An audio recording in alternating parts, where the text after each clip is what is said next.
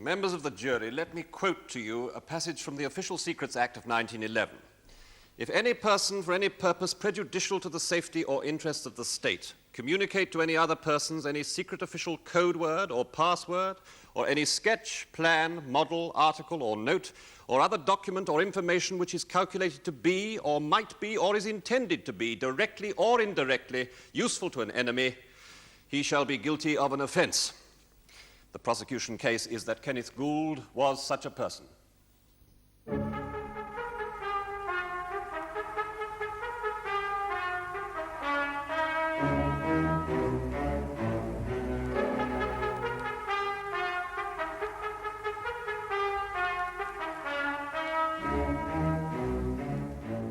At various times, Kenneth Gould passed on information to a foreign power, Soviet Russia, as a result of which 2 British agents were sent to their certain deaths in that country.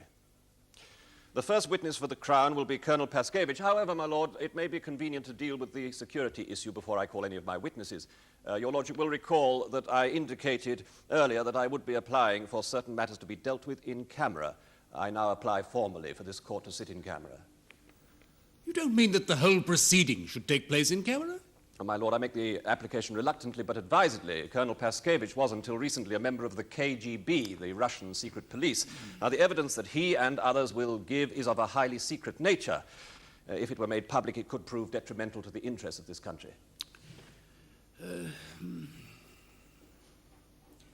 Mr. Logan, the nature of the charges suggests that in the interests of state security, certain of the evidence might have to be dealt with in camera. But I'm not prepared to issue a blank check in the name of security. If you wish certain evidence to be heard in camera, you will have to justify your request in each instance. Very well, my Lord. With regard to the evidence of Colonel Paskeich, I am reluctantly compelled to clear the court. That is, everybody on the public benches must leave. Unless, of course, Mr. Lotterby, you wish to argue... No, my Lord, no. I'm willing to concede the point, but in relation only to Colonel Paskeich. Yeah.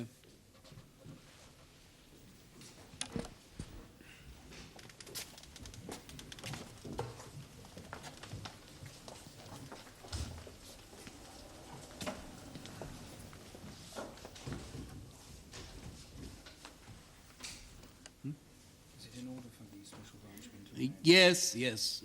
Members of the Special Branch and other security services may remain. Members of the jury, the accused faces charges under the Official Secrets Act. Now, this act applies to everyone, to you and to me. This means that you may not divulge or discuss with anyone the evidence you are about to hear. The only time when you may do so is between yourselves when you are called upon to consider your verdict. I call Aram Paskeich. Are you Aram Andrei Paskeich? I am. And until recently you held the rank of colonel in the KGB, did you not? Yes, I served with the KGB for 22 years, until just a few months ago. Colonel Paskeich, what is the KGB? The Committee of State Security.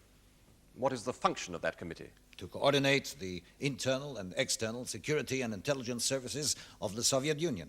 And what were your duties? They varied. For some time, I was General Director of part of the German network. General Director? Yes. Would this mean that you lived in Germany? Oh, no. What do I call you? Oh, I never really mind what the witness calls me. You may address me as my lord. My lord? My lord, the General Director very rarely lives in the country whose network he operates. I lived in Switzerland, in Geneva. And you were responsible for part of the Russian spy network in Germany? Correct, my lord. Why live out of the country? I mean, why live in Switzerland if the center of your espionage operations was in Germany? Because, as resident director, the Swiss authorities would obviously be less interested in you if you do not threaten the security of their own country. As a result, I had greater freedom of action. Of course, I was in close contact with my German agents. But how?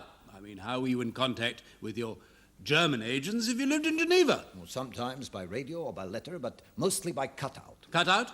Yes, cutout. Oh, a cutout is a middleman, a contact man between the director and the spy master and his agents. And was this your most recent overseas assignment? As director, yes. For the past 6 years, I have worked at Center. Center? KGB headquarters. 2 Dzerzhinsky Street, Moscow. And what were your duties at the center? For 1 year, I was second in command of the Balkan and Turkish section. And then for the next 3 years, I was in charge of the section. Yes, Colonel, you were promoted, were you not, 18 months ago? Yes, I was promoted to the Paymasters Department at the KGB. That is the bureau that arranges the financing of espionage. And in that post, were you able to learn the identities of many of the Soviet agents? Well, as general director or head of a section, one always knew the identity and the code names of one's own agents. But at the Paymasters Department, there were the files on all Soviet agents. And when you fled from Russia, were you able to bring any of these files with you? Some of them, yes. I do not think your SIS would have been quite so happy to see me if I'd come empty-handed. SIS? The Secret Intelligence Service, my lord. It's the new name for MI6. Mr. Logan, you are not, I imagine, attempting to introduce these files in evidence, are you? I mean, clearly they were compiled by some person other than the witness and are accordingly hearsay. I fully appreciate that, my lord. Well, Colonel Paskeich, in 1971, did you receive information that a member of a foreign intelligence service was interested in working for your side? Oh, yes. One of our agents had intelligence that a senior British intelligence official might be prepared to sell information. To become a double agent, in fact? That is so. And did you personally have anything to do with this matter? Yes. I made the contact. Where? In Rome. Yes. How were you to make this contact? Our first treff was at the opera. Just a minute. Treff? Meeting. A term used in espionage law. How did you make this contact? Well, he was to approach me during the interval, and he was to say, when are they going to perform Prokofiev's War and Peace in Rome? And I was to say, after the next performance of the Magic Flute at Covent Garden. Well, something of the sort. And spies use passwords like this? Oh, yes. You see, most spies are very gloopy, stupid. They would almost certainly approach the wrong people if they weren't given a password. Yes. And did someone make contact with you in this fashion? Yes, he did. Who was it? Kenneth Gould. Him. Well, whichever it is. Why did the KGB choose to send you, a colonel, to Rome to make this contact? Well, because I was at that time the head of the KGB's Balkan section, and he was the head of the Balkan section of the SIS. I could evaluate on the spot any information that he might give me. Colonel, did you meet Mr. Gould again in Rome? Yes, we met 3 times in all. Where? Well, once at the opera, as I said, once at a Davis Cup tennis match, and once at the railway station, always in public places. What took place at these meetings? We discussed the terms under which he would supply information. Secret information? But of course. And did Kenneth Gould agree to pass on information to you? He did. What information specifically? Or details of the internal organization of the SIS, the identities and code names of the various agents acting under his command, and the addresses of various Yavka. The Yavka? Oh, safe houses. Yes, and what are safe houses, Mr. Logan? Well, houses where agents can stay without danger, my lord. Colonel, were you surprised at Mr. Gould offering to become a double agent? In the world of espionage, nothing surprises me. And were you surprised, or rather, did Mr. Gould ever say why he was prepared to become, as you suggest, a Soviet spy? Oh, yes, he said that he'd been a communist sympathizer ever since he left university. Yep.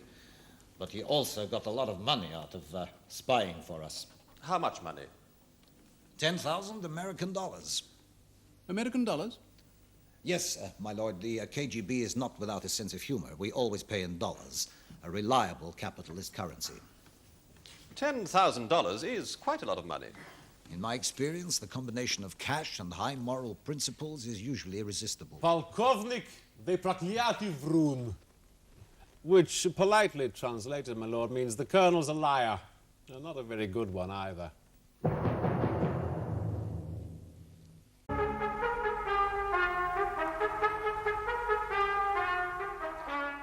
Colonel, why did you decide to defect to this country?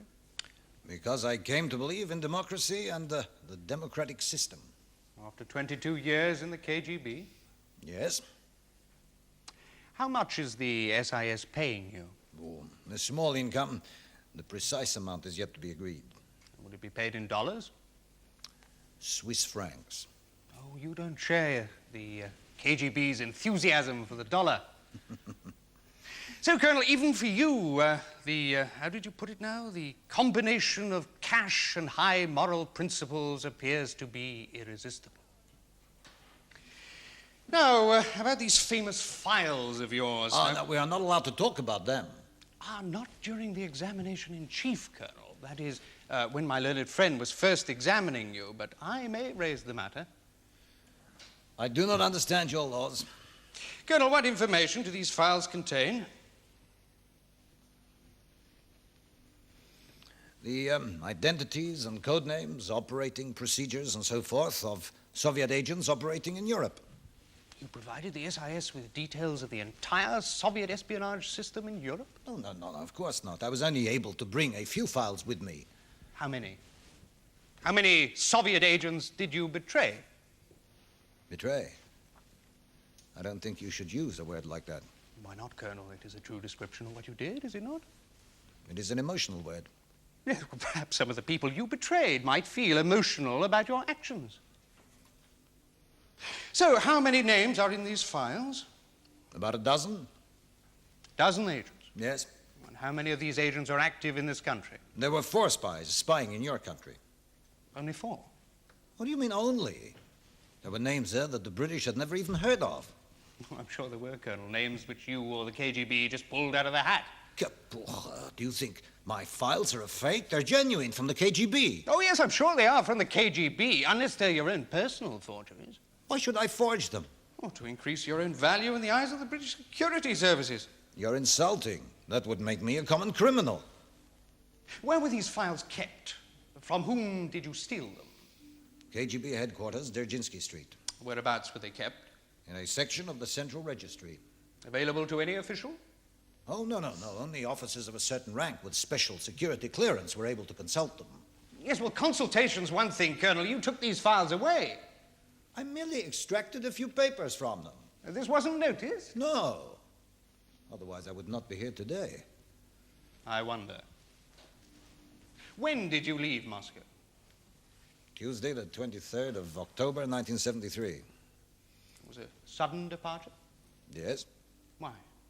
because I suddenly decided to leave. Yes, well, why not on the Monday or the Friday or the week previously? Why leave on Tuesday, October the 23rd? Because of this conference in Hungary, it was ideal for my purpose. This conference must have been organized weeks previously. Oh, yes, but it was only decided 2 days before the conference that I should attend it. That's why I was only able to bring a few files with me. How was it decided? Who by? General Zhubatov. We have, of course, only your word for all of this. I've come here to tell the truth. Why should I lie? I can think of 2 possible reasons, Colonel. What? Well, either you are the double agent yourself, working for the KGB. For what purpose? Well, it's easy to see for what purpose: to infiltrate the British security services. Absurd. Why, haven't you and your files been received by the SIS with open arms? Even in custody, you must have picked up quite a bit of useful information. He's mad. Don't believe him. If it were true, I would be on trial here and not him. The fact is it not, Colonel, that these files were fabricated with the sole purpose of bringing down a dedicated intelligence officer. No. Colonel, I suggest that you place Mr. Gould's name on the files after you return from your meeting in Rome in 1971. There was no need. No need? The name was on the files already, and had been for 20 years. Kenneth Gould has been a Soviet agent for as long as I have been a member of the KGB. My lord, I would point out that this is hearsay, and is, moreover, the unsupported accusation of a man who has admitted betraying his own country. Well, now, Mr. Lotterby. Yes. However, the accused's name as a British Secret Service man might have been on those files for 20 years. But I do agree with you that the witness's description of Mr. Gould as a Soviet agent is apparently hearsay. However, you elicited this in your own cross-examination, so I think you'll just have to put up with it. I will, in due course, warn the jury of the inherent dangers of placing any reliance on it. I'm obliged, my lord.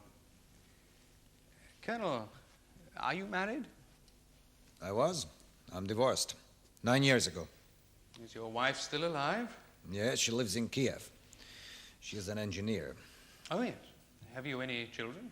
Yes, one son, Dmitri. He is a musician. What do you think will happen to them now that you've defected? Nothing. Why should it? Well, I don't imagine that the KGB will look too kindly on your family in the future. We are not as uncivilized as that in Russia. No. Colonel, I think we will have to consider two alternatives. Either you are deliberately betraying your own family, or you are trying to betray this country, which took you in when you supposedly discovered democracy. You don't answer. No further questions, my lord. Colonel, as a man with over 20 years' experience in espionage, could you suggest to the court a reason why a double agent already being paid by the Russians should report to British intelligence that he has had an approach from the KGB? Oh, yes, to give himself a cover. A cover? Yes, well, let's say that this agent was afraid he was already blown. Discovered? Yes.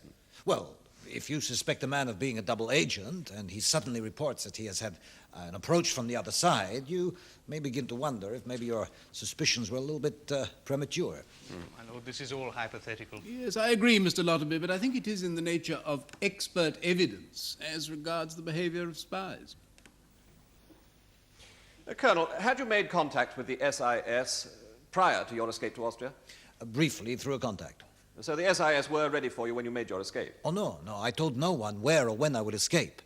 I only told them I would make my own way to freedom. Why did you do that? Well, because in that way there was no risk of betrayal. No one knew my plans except me. Did the SIS greet you with open arms? Oh, no, of course not. With extreme suspicion. Huh? Well, naturally. Why, Colonel? Well, a KGB colonel suddenly turns up with a handful of files and asks for political asylum. Well, naturally, you suspect him. Naturally, you interrogate him. Mr. Lotterby. Lotterby was quite right. I could have been a double agent. And when did the SIS decide that you weren't a double agent? I don't know. They never told me. But after 6 weeks of constant examination, I think they began to believe that I was telling the truth. Also, they had a chance to check on the files that I had brought with me. How many interrogations did you face?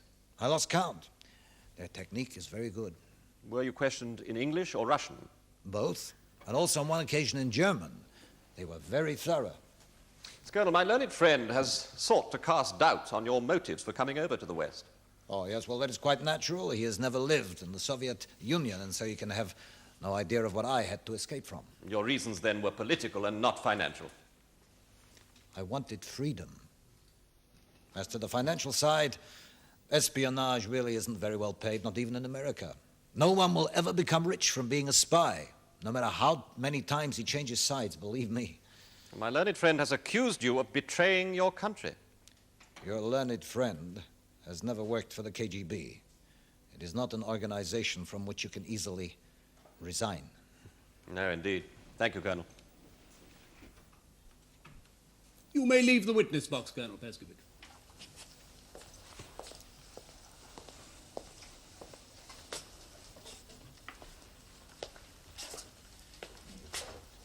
Oh, do I not stay in the court? No, Colonel. Since the court is still in camera, you must leave. Oh, very well.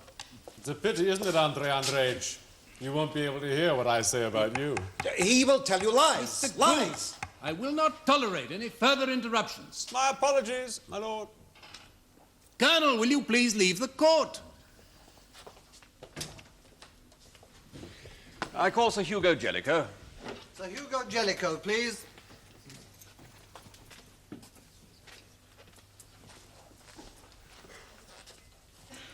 My lord, I know no reason why this witness's evidence should not be heard in open court.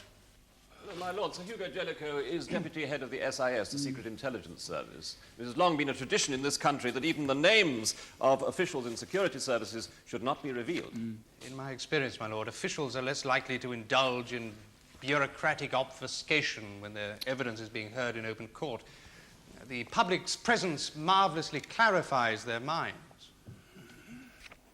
Yes, I'm inclined to agree with you, Mr. Lotterby, but from the deposition it does appear that this evidence may well have to be given in camera.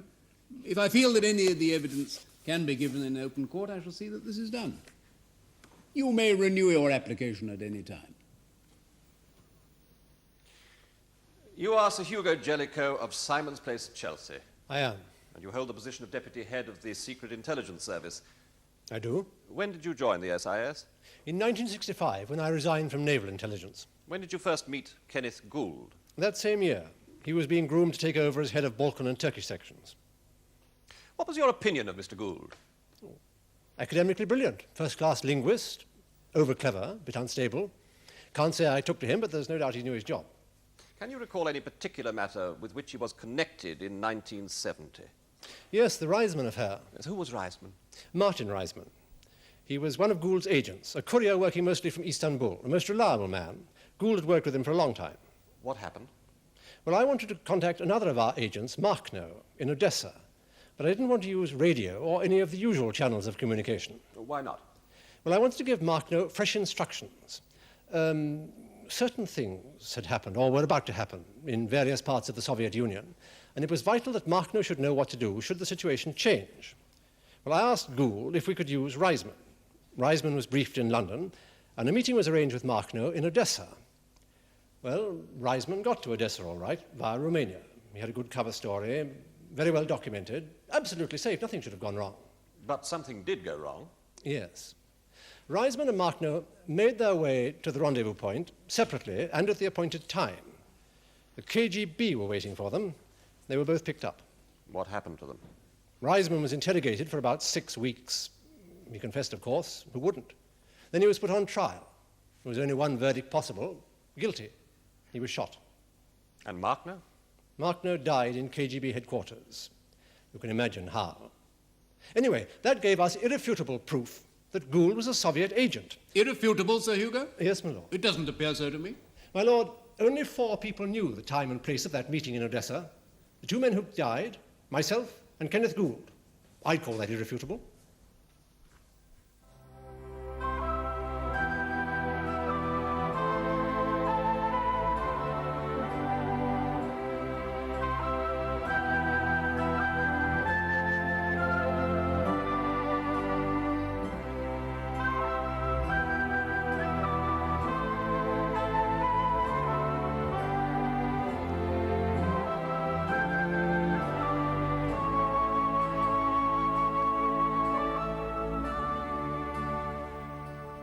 The case of the Queen against Gould will be resumed tomorrow in the Crown Court.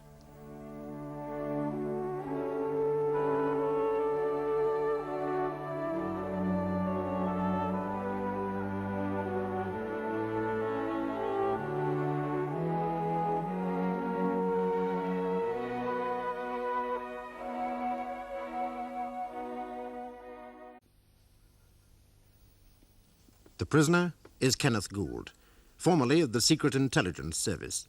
The charge is that Gould, quote, communicated information calculated to be useful to an enemy to a foreign power, and in a manner prejudicial to the safety and interests of the state, unquote. The enemy was the Soviet Union. The information concerned a rendezvous between 2 British agents. The men were picked up by the KGB. Both men, so the prosecution claim, died because of Gould. The trial is entering its 2nd day at Fulchester Crown Court.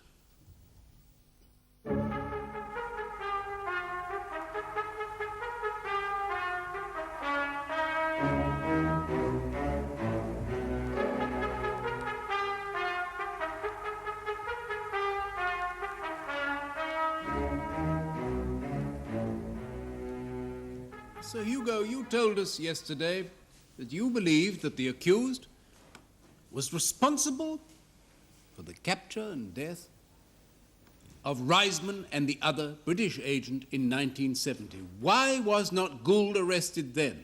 He was too damn clever for us. Before we had a chance to move against him, Gould came to us with this story of being contacted in Rome by the Russians in the shape of Paskeich. Well, that threw everyone, or nearly everyone. No one knew quite what to make of it. Anyway, the department decided to keep Gould on for a bit until he applied for a transfer to a different section on medical grounds. Yes.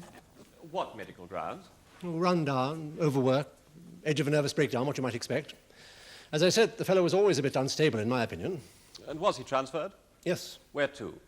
We have a small unit near here, near Fulchester, a research unit, really, indulged in what they call white research. White research?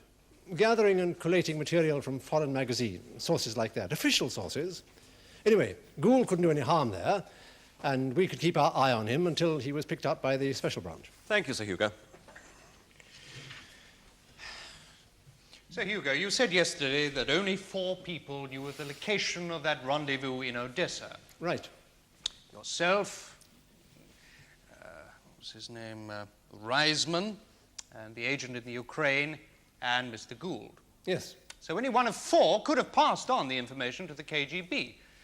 You don't Or more likely inadvertently said or done something to arouse suspicion.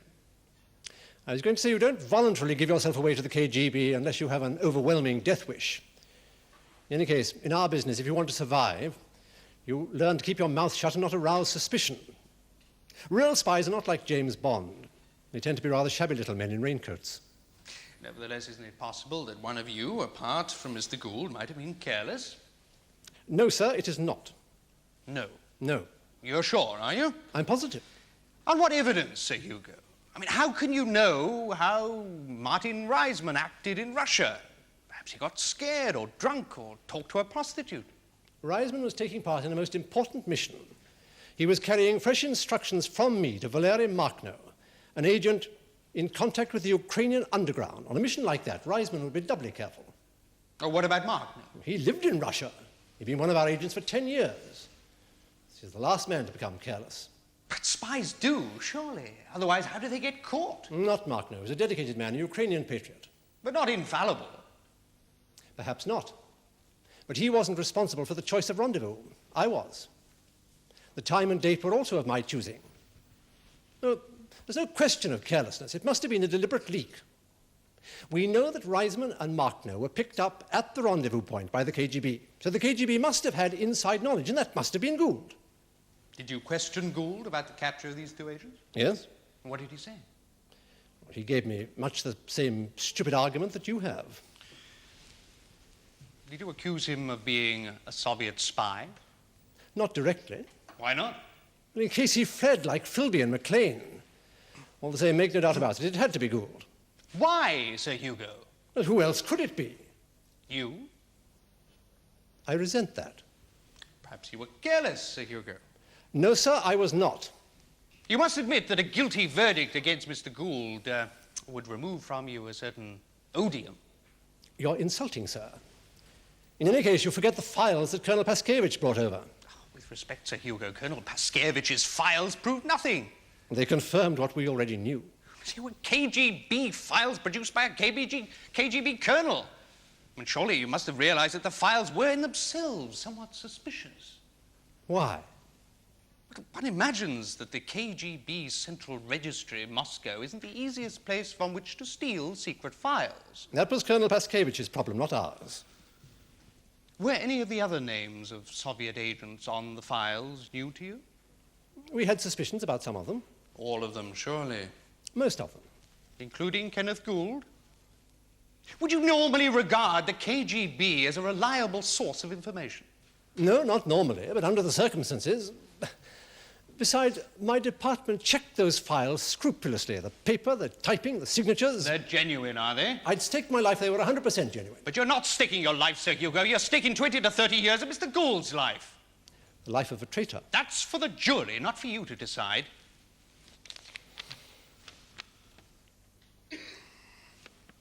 Sir Hugo, why did you retire from naval intelligence? What has that to do with this case? My lord, I agree with Sir Hugo. I fail to see the relevance of my learned friend's line of questioning. Where is this leading us? I think my next questions will demonstrate where, my lord. Oh, yes. Sir Hugo, why did you retire from naval intelligence? It didn't seem to me that my work was any longer useful. Isn't it true that in naval intelligence you clashed with your superior, Admiral Sir Benjamin Pike? There were differences between us. And isn't it also true, Sir Hugo, that your career to date in the SIS has been notable only for the length and intensity of the interdepartmental battles you've fought? I have tried to do my duty as I saw it. You've tried, have you not, Sir Hugo, on every possible occasion to extend the area and scope of your own department within the SIS, of extending your own power? Nonsense. During your time with the SIS, you've had many battles with Mr. Gould, have you not? There may have been differences of opinion between us. That's inevitable in any organization. It is true, is it not, that 6 years ago you and Mr. Gould clashed when you wished to take over the Balkan section? That was purely a matter of internal administration. Nevertheless, Mr. Gould disagreed with your proposal. Yes. In fact, he appealed to your superior against your plan. He went behind my back. Over your head, surely. Well, put it how you like, it was still disloyal. Nevertheless, your superiors refused to add this Balkan section to your little empire. They decided to preserve the status quo. Had the Balkan section been brought under my wing, a number of British agents would still be alive. Now, that's pure speculation. Fact. I'm not a traitor. Mr. Gould is. Yes, Your mind is made up. Well, the evidence is conclusive. To you, Sir Hugo, but then you have every reason to, well, to put it no more strongly, to dislike Mr. Gould. He curtailed your empire building within the SIS. Oh, rubbish. Did Mr. Gould come to you, Sir Hugo, in 1971 to say he'd been approached by the Russians? He came to my superior. The head of the SIS, Yes. Sir George Reddick. Yes. And did Sir George Reddick consult with you? Yes? And Mr. Gould was authorized to pass false information to his Soviet contact. Well, that was Sir George Reddick's decision. Oh, you disapproved of it? I thought it unwise, to put it mildly. And events proved him wrong, didn't they? What equipment did the Russians supply Mr. Gould with in 1971? A radio transmitter, a one-off pad, and the DLBs. Oh, dear me, Sir Hugo, I don't like technical jargon. Well, neither do I, my lord. And I'm afraid there's no other word for it. Then perhaps you will explain what is a one-off pad. A form of code book, I suppose you might call it. The agent in this country and the radio operator in Moscow have identical pads with letters and or numerals providing a basic code for a particular day. Yes. Now, the following day, you tear off the sheet and you have a different set of letters and or numerals, ergo a different code. If the security service don't have a copy of the one-off pad, it is virtually unbreakable. Yep. And a DLB? A dead letterbox, my lord. A kind of spy's postbox. A place where you can safely leave messages for your contact to pick up later. Yes. In fact, the Soviet spy, Gordon Lonsdale, his real name was Colonel Moody, Yes. he used one of the cisterns in the gents' toilet in the Classic Cinema in Baker Street as his dead letterbox. Yes. Sir Hugo, is it not true that Mr. Gould resigned from the SIS before Colonel Paskeich defected to the West? Yes, a few months before. Yes, on health grounds, was it not?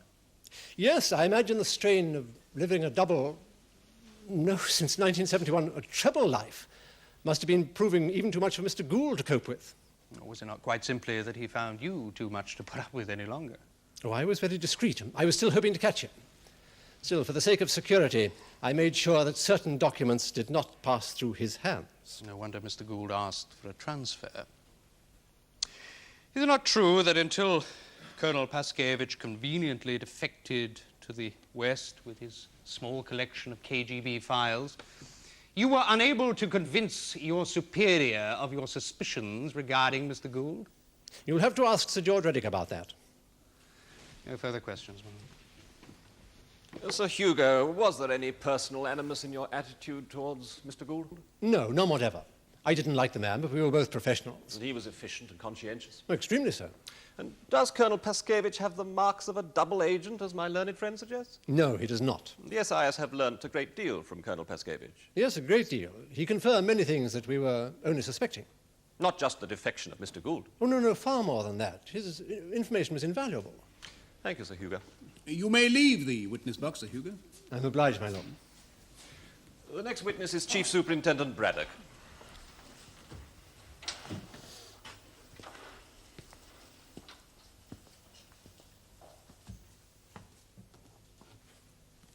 I swear by Almighty God that the evidence I shall give will be the truth, the whole truth, and nothing but the truth. My lord, is there any reason why the evidence of this witness should be heard in camera?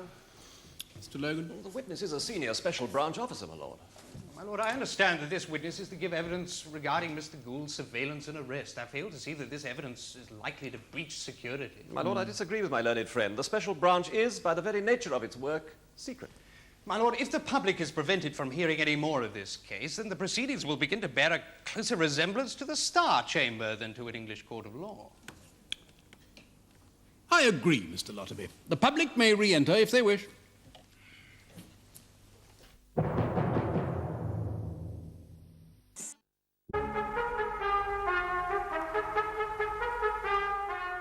Chief Superintendent Edgar Bradock of the Special Branch. I am. And were you the officer responsible for the arrest of Kenneth Gould? I was. Where did you arrest Mr. Gould? At his home at Merewater, near Fulchester. When? February the 27th at 9:30 p.m. Was Mr. Gould quite calm when you arrested him? He was drunk, sir. Drunk, Chief Superintendent? Yes, my lord, definitely drunk. Was he incoherent? Oh, no, my lord. His faculties were not affected, but he was quite clearly drunk. Yeah. Did you search Mr. Gould's house? Yes, I did. Did you find anything? Well, behind a cupboard I found a one-off pad. The purpose of that has been explained. Yes. There was also a code book and 2 radio transmitters. 2? Did you ask him about them? Yes. He said that one of them had been issued to him by the Russians in 1971. When he became a double agent with the blessing of the SIS? Yes. So the SIS and the Special Branch knew about that transmitter? Yes. Now, did you ask him about the second transmitter? Yes, I did. I pointed out to him that transmitter was the recent KGB issue, and that indicated to me that he must have had contact with his Soviet source of supply since his supposed enlistment by the KGB in 1971. And what did he say to that? He said it was a present from Father Christmas. I told him that I believed that he had received this transmitter from the KGB and he had not reported it to the SIS. Did he answer? He just laughed, sir.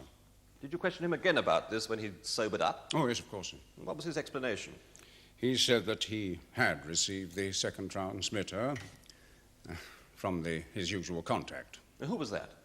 Oh, that was the cultural attaché at the Polish embassy. I said I didn't believe his explanation because the cultural attaché had been under observation for some time. In fact, he had been requested to leave the country, and indeed had done so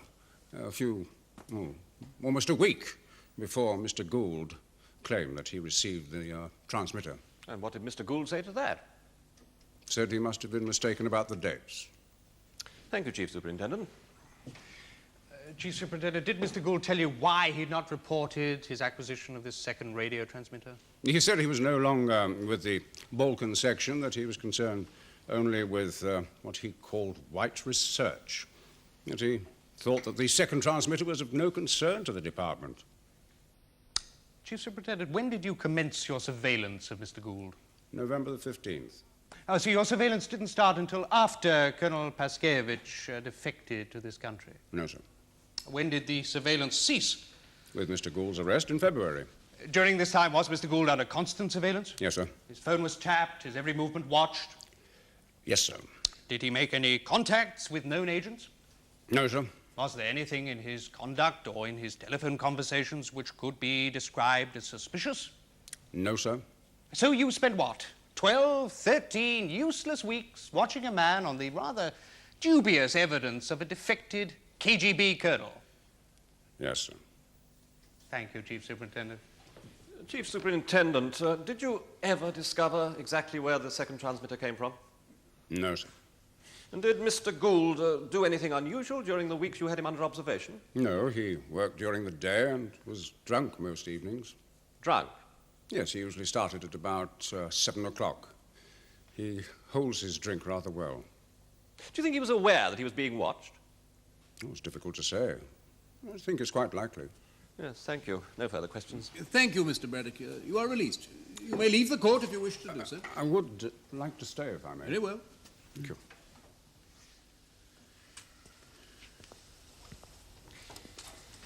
That completes the case for the prosecution, my lord. I call Madeline Dupart. Oh, dear me, Mr. Lotterby. Surely it's usual to call the defendant first. Yes, Yes, my lord, I do apologize. I should, of course, have first asked for your lordship's permission. The fact is that Mademoiselle Dupart lives in France and must return there as soon as possible. I had hoped to call her earlier, but my learned friend's witnesses proved rather more voluble than I had anticipated. Mr. Logan? No, but then, of course, you may call your witness, Mr. Lotterby. I am obliged, my lord. Call Madeline Dupart. Madeline Dupart, please.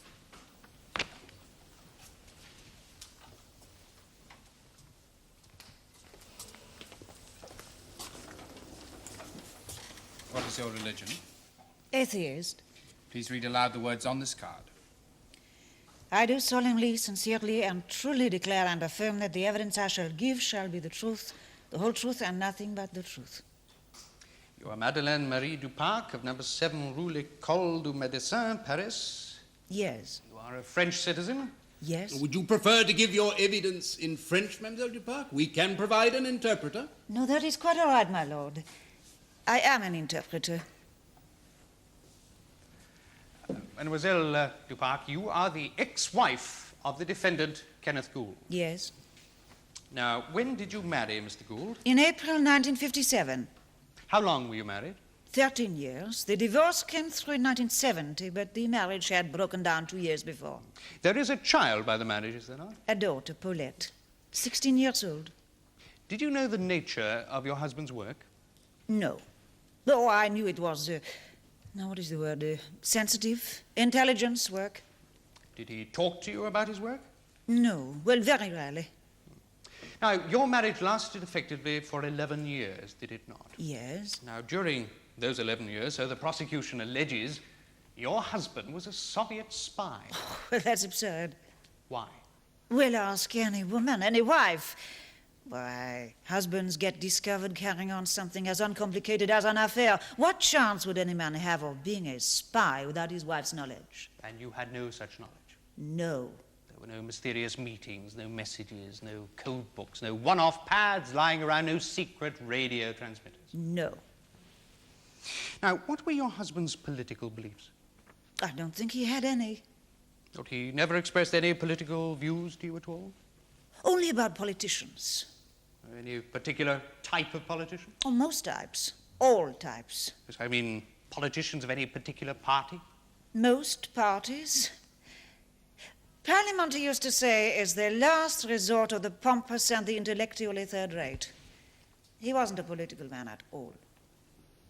Have you ever heard of a man called Reisman, Martin Reisman? Oh, yes, I knew him.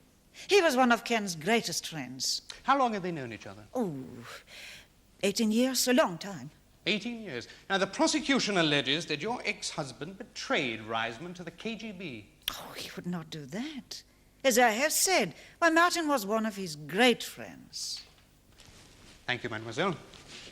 Mademoiselle Dupart, did you know at that time that Martin Reisman was a British agent? No. Oh, your husband kept that a secret from you? Yes. What were the grounds for the divorce? Adultery? By your husband? Yes. With the lady he has since married? Yes. How did you learn of his infidelity? He told me. He told you? Yes. You didn't know there was anyone else? Well, no, things were not too good between us at that time. Please answer the question, Mademoiselle Dupart. Did you or did you not know that your husband was having an affair with a lady who has subsequently become his wife? No. It seems, Mademoiselle Dupart, was it not, that your husband was really quite capable of keeping a secret from you? Did your husband drink heavily? Only in the evenings. And then it never really showed, no, but he did drink a lot. What was the cause of his drinking? Oh, overwork, he used to say. I think he was under quite some strain while he was working at Queen's Anne Gate. Yes, I'm sure he must have been. No further questions. Mademoiselle, you were saying your ex-husband was under considerable strain when he was working with the SIS at Queen Anne's Gate? Yes. Well, he didn't get on very well with Sir Hugo Jelico, did he not? No, he found him very difficult. Yes, and he must have been under considerable strain at home with you, must he not? No. Well, the marriage was breaking up, was it not? Not to begin with, it was a good marriage. And yet he left you for another woman. Does your lordship have any questions? No. You may leave if you wish.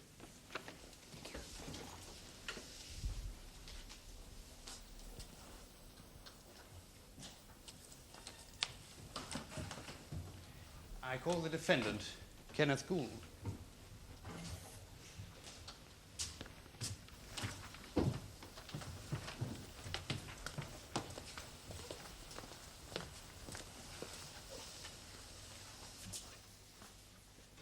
What is your religion? Atheist, I suppose. Please read aloud the words on this card. I do solemnly, sincerely, and truly declare and affirm that the evidence I shall give shall be the truth, the whole truth, and nothing but the truth. You are Kenneth Gould of Flint Cottage, Merewater, near Fulchester? Yes. Now, you worked for the Secret Intelligence Service, formerly known as the MI6. Yes. Were you at one time head of the Balkan and Turkish section? Yes. Mr. Gould, Sir Hugo Jelico has called you a traitor. Yes, a number of times. Indeed. Are you a traitor? Have you ever betrayed anyone? Well, yes, of course. What did you say, Mr. Gould? But we all betray people, my lord, all of us, even Her Majesty's judges. And usually we betray the people we love. Perhaps love and betrayal are very close together. I meant, Mr. Gould, did you ever betray your country in the political sense, in the sense that Sir Hugo Jelico used the term? No, as usual, Sir Hugo's talking through his naval muffler. Mind you, if you want an expert on betrayal, Sir Hugo's your man, old knife in the back himself. Did you betray Valery Markno and Martin Reisman to the KGB? No, unlike Sir Hugo, I don't betray colleagues and friends. Mr. Gould, you may like to know that it is my experience that witnesses do better if they simply answer the questions and refrain from comment. Yes, Mr. Lawton. Mr. Gould, Sir Hugo has told us that only 4 people knew of the location of that secret rendezvous in Odessa. 4 people is already 3 too many. What do you mean, Mr. Gould? Well, if you tell one person a secret, my lord, there's a chance of a leak. If you tell 3 more, you merely multiply your chances. You mean no one is to be trusted? Well, I think secrets rarely retain their virginity for very long, my lord. Are you seriously suggesting, Mr. Gould, that Sir Hugo, or Reisman, or Markno were responsible for deliberately reveal the location of that rendezvous? Not deliberately, my lord, stupidly. In my experience, stupidity is a commodity in far greater supply than deliberate malice. Mr. Gould, have you ever been a Soviet spy? No. I don't expect the court to believe it.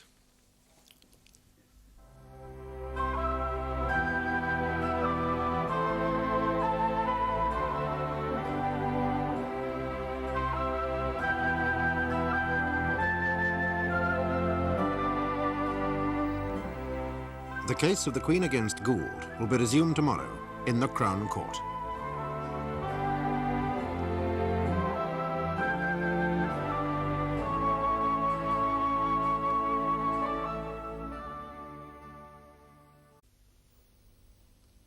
The Queen against Gould. Much of the case, as with so many espionage cases, has been held in camera.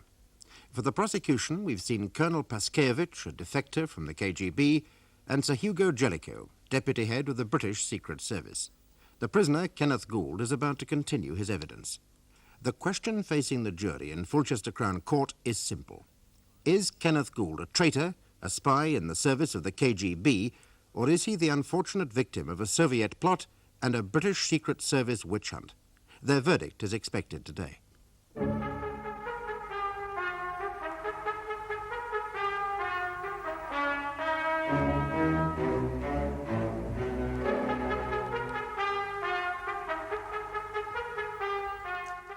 Gould, the prosecution claims that for the past 20 years you were spying for the Soviet Union. Yes, I know. I read the papers. Flippancy will not assist the court, Mr. Gould. It assists me, my lord, in a near impossible situation. What do you mean? Well, here I am, my lord, formerly head of the Balkan services of the SIS, discredited, on the verge of being convicted of treason. And there's Aram Paskeich, late of the KGB, ensconced in the bosom of British intelligence, sitting in Sir Hugo's pocket.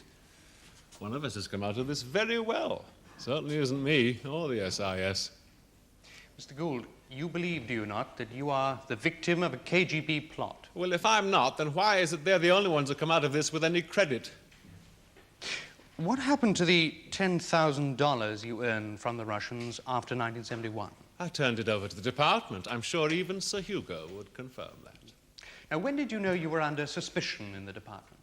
About a year ago. Did someone tell you? They didn't have to. I've been in the department 20 years. I know the signs.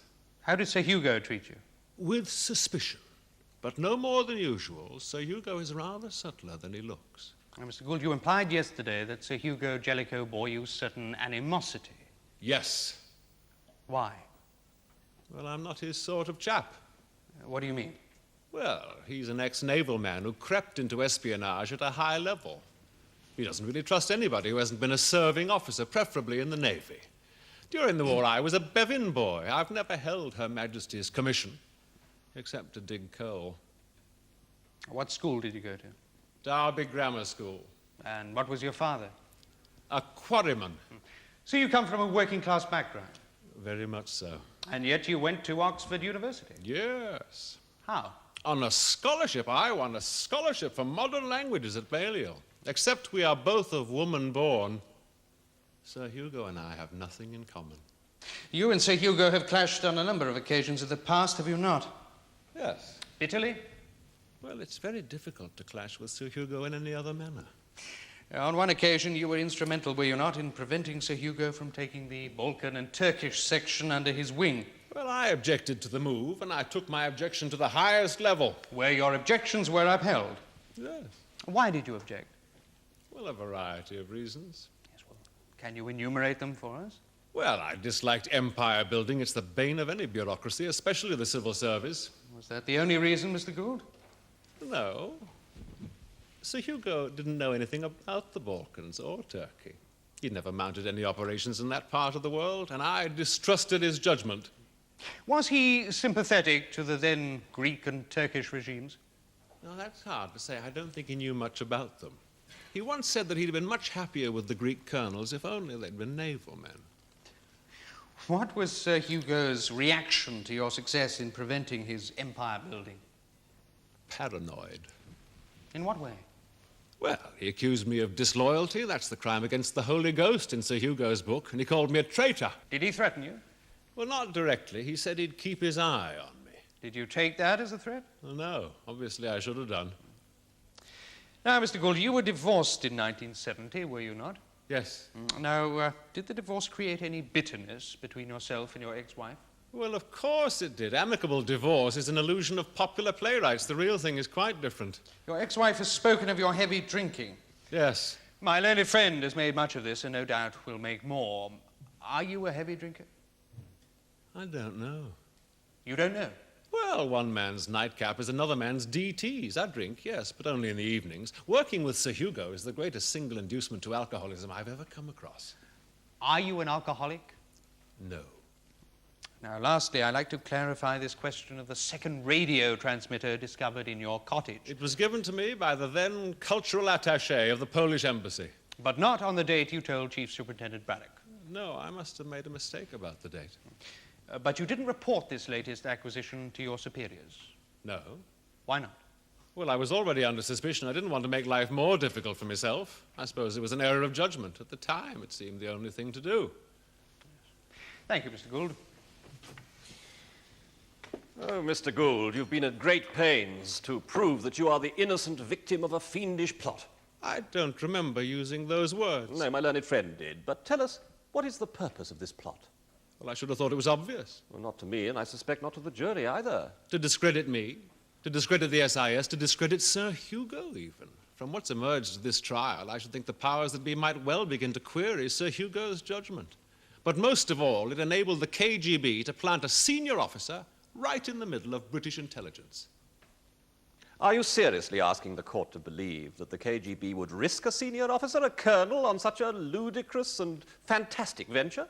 You're suffering from the James Bond syndrome as well. What is that, pray? But the mistaken notion that espionage is conducted by heroes and geniuses. It's not. It's run by ordinary men and women with no more brain than you or I. I'm flattered by the comparison, Mr. Gould, because I think you're a very clever, very shrewd, and very brave man, even if you are a Soviet spy. No, sir, I am not. You also imply that the other party involved in this sinister plot, of which you allege you are a victim, is the British intelligence service itself. Yes, in a way. So now you're asking us to believe that the SIS and the KGB would conspire together in order to destroy one Derbyshire quarryman's son? Well, the idea is preposterous. No, paranoid, your word. I did not say there was any conspiracy. I was not quoting you exactly, Mr. Gould, merely paraphrasing. I did not say there was any conspiracy between the SIS and the KGB. What I think happened was that the Russians made a classic espionage move to infiltrate British intelligence, and thanks to Sir Hugo's personal obsessions, I got caught in the grinder. What you call Sir Hugo's personal obsessions, now what do these amount to? The fact that you never held the Queen's commission, and the fact that you prevented him from taking over your department? Minor irritations at best, hardly the basis for an obsession. You don't know Sir Hugo. Well, the court has had every opportunity to judge Sir Hugo, just as it will have to judge you. Some people are mutually antagonistic. Sir Hugo and I are. So the fact that you never held the Queen's commission was not important? Ask Sir Hugo.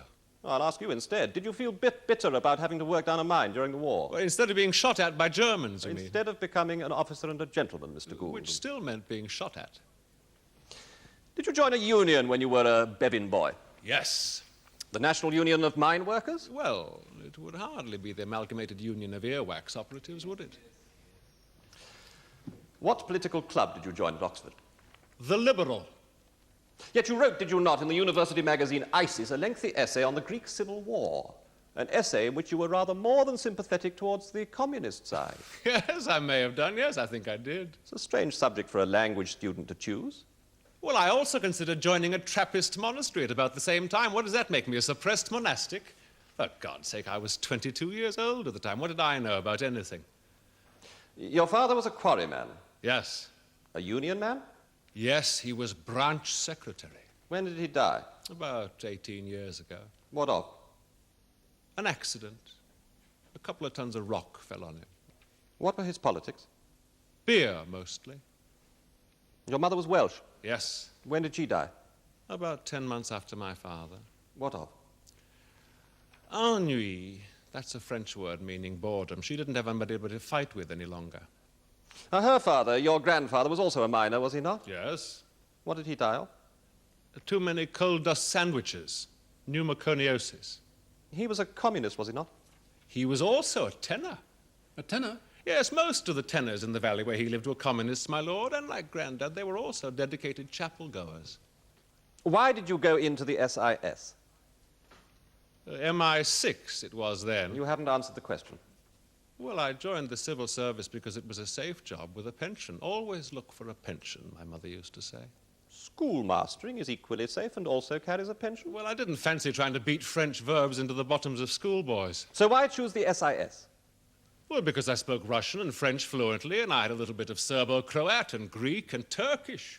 You got a double first in French and Russian, did you not? Yes. Why choose Russian, Mr. Gould? Because it is the language of Pushkin and Tolstoy and Chekhov. With those qualifications, why did you not go into the foreign service as a career? I was a grammar school boy, remember? Well, what difference would that have made?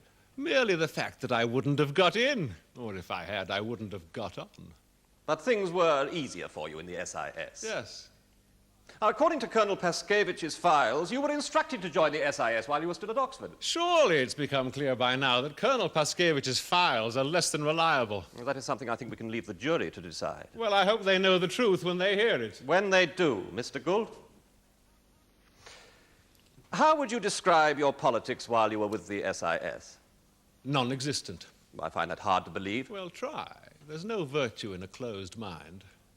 I find it particularly hard to believe after the example of your father and your grandfather. Because sons become atheists. Why should I be any different? Because I suggest that you have remained a dedicated Marxist all your life. I've never been a dedicated anything. Ever. Well, certainly not a dedicated master of spies, Mr. Gould. What do you mean? I mean, Mr. Gould, the 2 British agents who met their deaths in Russia, thanks to you. Not thanks to me. I wasn't responsible. I didn't even mount the operation. All the same, they were caught by the KGB. Agents do get caught and shot, and sometimes they even change sides. And sometimes they get cold feet and give it all up. One of these agents was your friend, Martin Reisman. Now, are you saying that he changed sides? No, not Martin. Poor bastard. But surely something very unusual must have gone wrong for 2 agents to have got caught at a rendezvous that was supposed to be secret. Stranger things have happened by bad luck, by accident, by mismanagement. It's the fault of this stinking business we're in. But nobody forced you to join the SIS? Or did your Soviet masters demand it of you? Don't be absurd. The Secret Service is a kind of game. You may hate it sometimes, but you get hooked on it. Ask Sir Hugo. He's hooked as well. You said that you knew you were under suspicion for about a year. Yes. Then why didn't you leave the service? Well, I didn't want to increase their suspicions. Or was that part of the plot? I don't know what you mean. Well, you suggested that this trial was part of a KGB plot to discredit the SIS. Now, I suggest you yourself have done a very good job of discrediting the SIS in this court here today. No further questions, my lord. Mr. Gould, are you a communist? No. Have you ever been a communist? No. The lives of your father and your grandfather were cut short because of the nature of their occupation. Do you blame anyone for this? Blame? I'm grateful. In what way grateful? My father was a bully and a drunk. He was no loss. My grandfather, though. Yes, I'm sorry old Duffy died the way he did. Do you feel any bitterness against the establishment of this country for the social and family circumstances into which you were born? No, why should I? I'm part of the establishment now.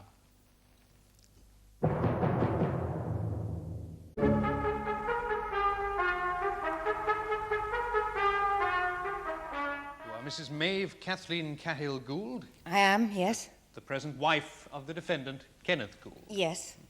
You've been married to the defendant for 4 years, have you not? 3.5, actually. And we lived together for 2 years before that. I see. So in the 5.5 years that you and your husband have been living together, have you ever, at any time, had any reason to suspect that he might be a Soviet spy? No, none. And it's absolutely ridiculous to think that he could have been a spy without my knowing what was going on. Why, Mrs. Gould? Because Ken and I are as close as it's possible for two human beings to be. If he'd been a Soviet spy, I'd know. Believe me. Did you know the nature of his work when you married him? Yes, I knew he worked for the SIS. Does he ever discuss his work with you? Yes. Obviously, there are some things he can't talk about, so I don't press him. Has your husband ever expressed any political views? Of course he has. But he's not what you could call a man of rigid political principles. How would you define his stance politically? Vaguely liberal. Something of a political pragmatist? Yes, possibly. But I'm not quite sure what that means. Practical, not blinded by political theory. Yes, that's Ken. What are your political views, Mrs. Gould? Well-meaning.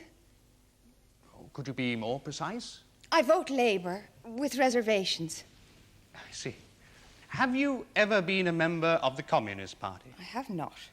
Have you ever been behind the Iron Curtain? No.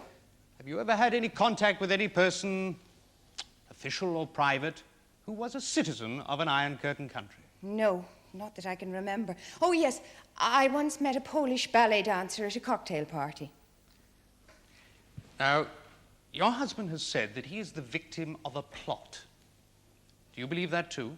Well, he's not a Russian spy. So either there's been some ghastly mistake, or else someone is trying to frame him. Yes. Thank you, Mrs. Gould. Mrs. Gould, you base your rejection of the charges against your husband on the grounds that you have lived with him as his wife for 5.5 years. Yes. According to Colonel Paskeich, your husband has been a spy for 20 years. Well, I don't accept that. If Colonel Paskeich is right, then it follows that your husband was already a spy when you married him. You therefore have nothing on which to base a judgment of his character. I know my husband. Do you, Mrs. Gould? I wonder. If he was a spy, why didn't he make a run for it when he knew that the trouble was brewing, when he got the chance? He did have the chance. He knew there was trouble brewing months before he got arrested. Did he tell you what sort of trouble? Yes, he knew that Sir Hugo Jelico was trying to get him sacked. And did he tell you that Sir Hugo suspected him of treason? No, but Kenneth keep that to himself. He wouldn't want to worry me. But you and your husband, and I quote, were as close as it's possible for two human beings to be. Yes, that's right. And yet, in spite of this closeness, you never realized that he was being threatened with one of the most serious charges in the statute book. You're twisting my words. I don't think so, Mrs. Gould. No further questions, my lord. Mr. Lotterby. Oh, that concludes the case for the defense, my lord. No, you can't do this. I haven't finished. No, Mrs. Gould. Please, No. my lord, I haven't No, explained. no, I'm sorry. Please, you must my go lord. and sit down over there. Please.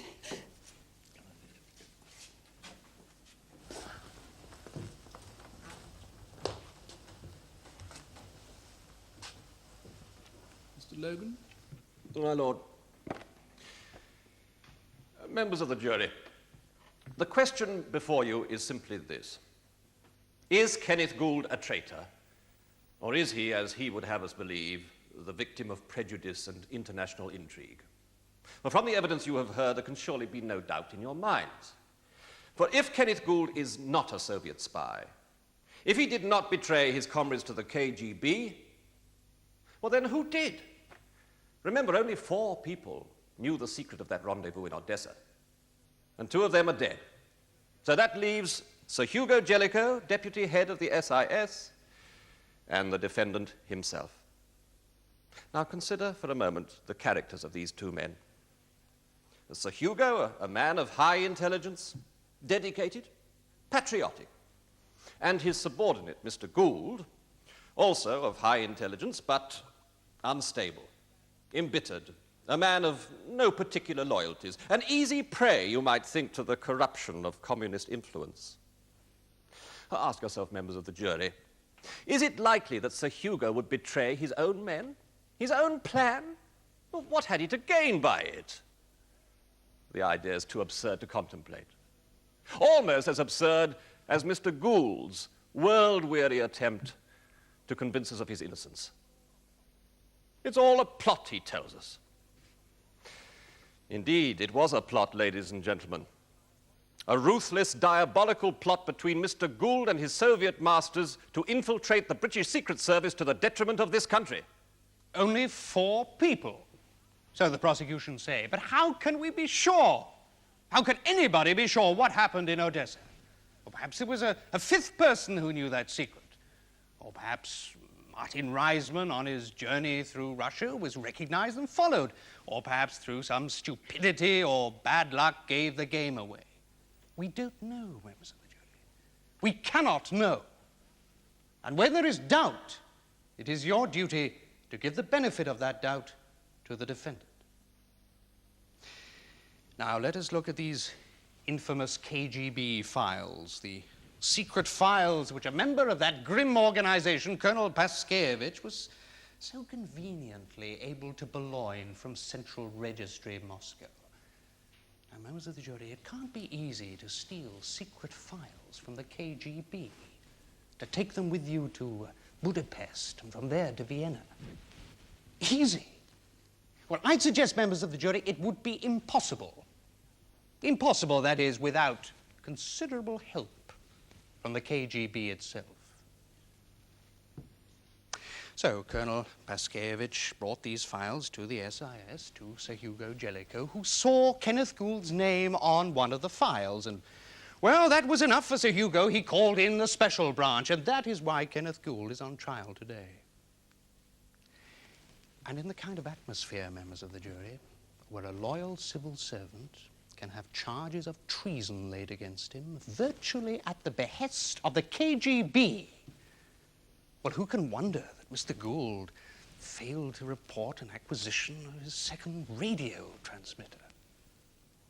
And so, members of the jury, we find that the accused is facing 2 charges under the Official Secrets Act 1911. On the first count, he is charged with communicating secret information to the Russians in 1970, as a result of which it is alleged 2 British agents were captured and killed. On the second count, he is charged with communicating secret information to the Russians between 1971 and 1974. Now, the prosecution does not say what secret information, but they ask you to infer from the accused's conduct that he was engaged in unauthorized activities. Now, it is difficult for you and for me to follow the complicated loyalties and disloyalties of those whose business is espionage. But I ask you to consider very carefully the accused's admitted possession at the time of his arrest of a new Russian radio transmitter known to be of recent issue. But at the same time, you must consider, for example, Colonel Paskeich's background, a former member of the KGB, and Sir Hugo's admitted dislike of the accused. I must now direct you briefly about circumstantial evidence and hearsay evidence. That the two men were betrayed is circumstantial evidence. Nobody saw or heard the accused betray the two men, but circumstances made it possible that he could have done so. Or, alternatively, less likely that anyone else did so. Now, the Russian files which contained the accused's name, they are hearsay evidence, because they were written years ago by an unknown person who cannot be cross-examined by learned counsel in your presence. And I ask you to bear that in mind. Will you now please retire and consider your verdict? All stand.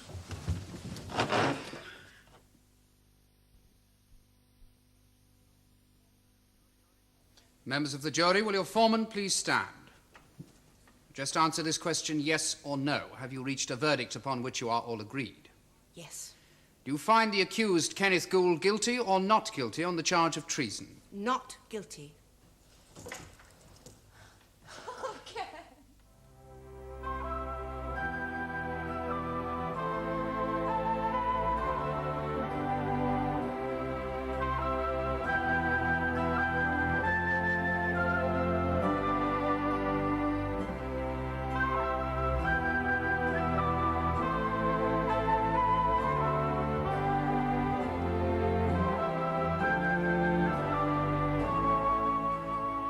You can join the jury again and assess the facts when our cameras return to watch another leading case in the Crown Court.